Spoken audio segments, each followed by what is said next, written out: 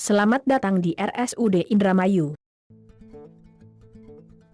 Anda sedang batuk atau bersin? Tahukah Anda bahwa saat ini Anda berpotensi menyebarkan ribuan hingga jutaan kuman ke udara?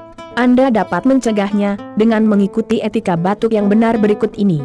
Saat Anda batuk atau bersin, selalu gunakan tisu atau sapu tangan untuk menutup mulut dan hidung. Jika tidak ada tisu atau sapu tangan, gunakan lengan bagian dalam, bukan telapak tangan. Gunakan masker yang menutup hidung dan mulut selama Anda batuk dan bersin. Buanglah tisu setelah digunakan ke dalam tempat sampah.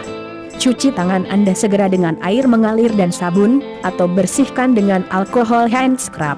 Jangan membuang ludah atau dahak di sembarang tempat.